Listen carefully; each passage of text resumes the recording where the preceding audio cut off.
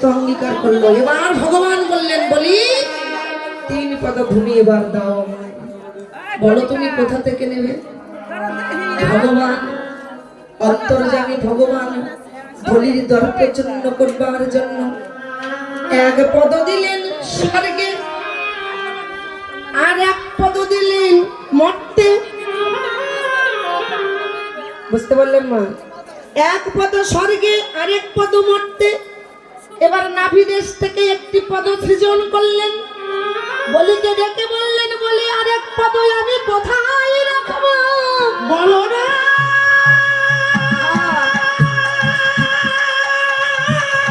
ছোট বলো না, আর 1 পদ আমি কোথায় রাখিব? বলির জ্ঞানের নয়ন প্রস্ফুটিত হলো। চেয়ে দেখলেন যে বামন অবতার ছিল একটু একটু করে ধীরে ধীরে বিশাল আকৃতি ধারণ করল। 1 পদ স্বর্গে আর 1 পদ মর্তে। নাভিদেশ থেকে যে পদ সৃজন করলো, ওই পদ রাখবার জন্য চিৎকার করে বলে, বলি পদ কোথায় রাখবো? সঙ্গে সঙ্গে বলি মাথা নত করে দিল। মাথা নত করে বললেন, ওগো শ্রীহরি নারায়ণ, তুমি যখন এসেছো বলির দর্প চূর্ণ করবার জন্য, তুমি রাখো পদ আমার মাথায় রাখো।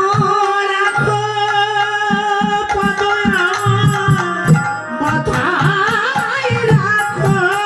রাখো রাখো পদ মাথায় রাখো। রাখো রাখো পদ মাথায় রাখো।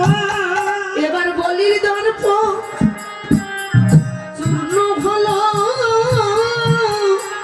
রাখো রাখো পদ মাথায় রাখো। বলির দর্প চূর্ণ জন চরণ ছাড়া করোনা গন্ধায়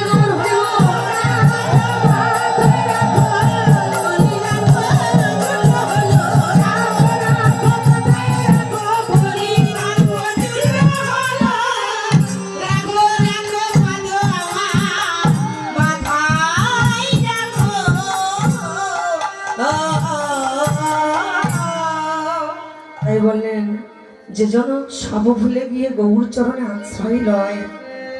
আমার গৌর সুন্দর, তার কোনো মান অভিমান দর্প গর্ব কিছু রাখে না। তাকে যে সদাই নগরীয়তা ভাবনায় সদাই কৃষ্ণ প্রাপ্তি লাভ ঘটায়। প্রীতি মোর দেখিয়ে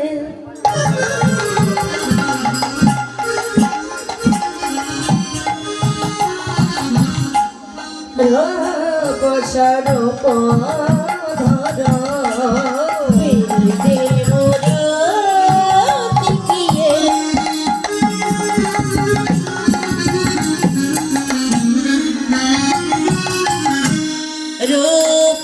স্বরূপ ধরো ওই ছন প্রতি অঙ্গব অন্ধ।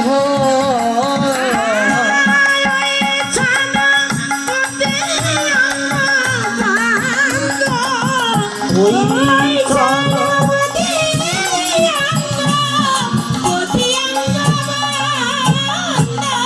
যেন দুটি অঙ্গ এক হয়েছে। দুটি অঙ্গ এক হয়েছে। দুটি